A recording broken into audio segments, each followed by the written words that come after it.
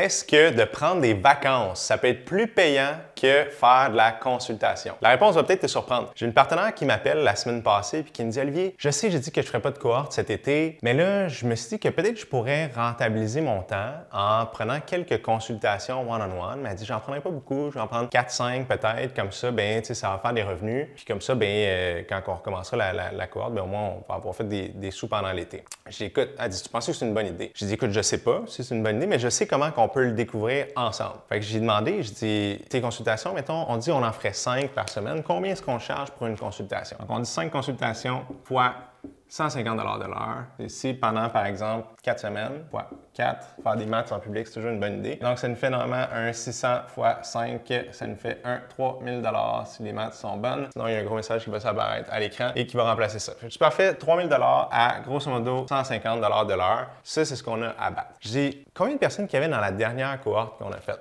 Elle dit, bien, il y en avait 100. Je dis, parfait. Puis, combien ça coûtait cette cohorte-là? 400 $ par personne. Parfait. Puis, ce qui fait dans le fond 40 000. Donc, 40 000 $. Je dis, mais là, c'est pas tout parce que c'est sûr que faire une cohorte comme ça demande plus de temps que de faire de la consultation one-on-one, ce qui est évident.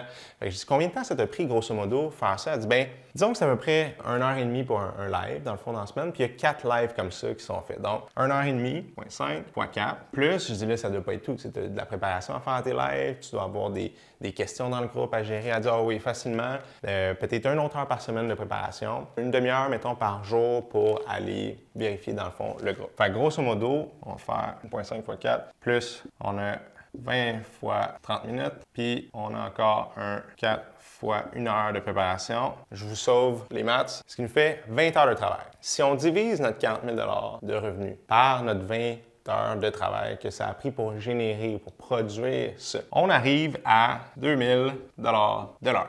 Dans l'option A, on peut faire 150 $ de l'heure. Dans l'option B, on peut faire 2000 $ de l'heure. Fait que je dis, moi, ce que je pense qui serait la meilleure idée, si tu es d'accord avec moi, c'est de prendre des vacances, de ne pas faire ça ici, puis d'être en forme, puis dispo, puis mentalement sharp pour être capable de générer un autre cohorte comme celle-là le mois prochain. Puis c'est un peu un défi que je vois de manière récurrente parce que l'habitude qu'on a quand on débute, que ce soit en formation en ligne ou dans bien des types d'entreprises, j'ai l'impression, c'est qu'on cherche plein de façons de faire de l'argent parce qu'on ne fait pas assez d'argent. Donc, n'importe quelle idée est bonne pour faire un 150, un 500, un 1000 $ de plus pour arrondir le fin de mois ou arrondir la fin d'année. Sauf que cette habitude-là qui nous aide à get off the ground puis à partir au début puis à générer un peu de sous, c'est souvent ça qui nous retient à passer au prochain step quand on commence à vraiment avoir des résultats. Parce que quand on met de l'énergie mentale puis du temps à générer des 150$, alors qu'on devrait être en train soit de générer des 2000 $ de l'heure ou de se reposer pour être capable de le faire par la suite, bien, en réalité, on n'est pas en train de gagner de l'argent, on est en train d'en perdre.